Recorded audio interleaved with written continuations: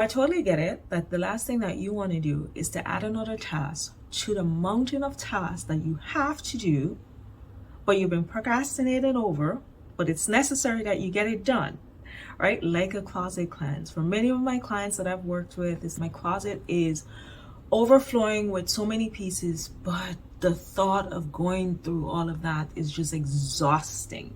So I want to share with you today 3 tips that you can do to have a successful closet cleanse without the burnout. Tip number 1 is to not attempt the Marie Kondo style of decluttering, where she takes everything out of the space and try to organize it.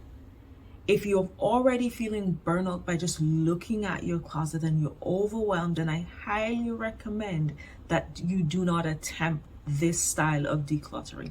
Because basically what you're doing, you're moving the clutter from one space into another space, and that fatigue and frustration is still lingering, and at the end of the day you have not achieved your goals of decluttering your closet, making sure that you take out those things that do not fit you, that you haven't worn in a while, and just plain does not support who you are today. So approach it from this perspective of doing one thing at a time, starting small instead of moving everything out and try to organize and declutter at the same time. Tip number 2 is to create your sort list. During a wardrobe revision, when I'm working with my clients, I have to make it super easy for you to ensure that you're doing the work. And with that sort list, basically what we're doing is to create different categories of the clothing that you have in your closet. For instance, there's a category for shirts, there's a category for dresses, there's a category for shoes, there's a category for accessories, right? So we're categorizing your closet so that when you attempt to go into your closet to do that closet cleanse, you're only working on 1 or 2 categories at a time. Tip number 3, do not try to do it all in one day. I know your natural instinct will be, okay, it's on my list, I need to get it done. I've been procrastinating over this for a while now. I'm going to go in my closet today and I'm going to organize and declutter and just start afresh, right? That sounds like a great idea.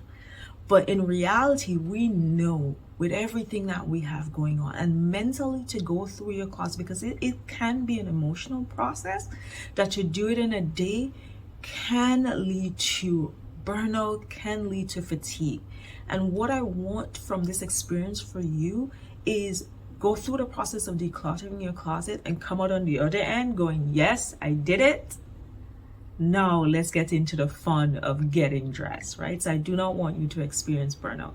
So instead of trying to do it in a day, allot maybe 3 weekends that you're going to do it in, and go back to your checklist and see, okay, on this day, what am I going to be working on, right? Based on your checklist, what do you want to work on, and work on that 1 or 2 things from your checklist on that day. So those are my tips for a successful closet cleanse without the burnout.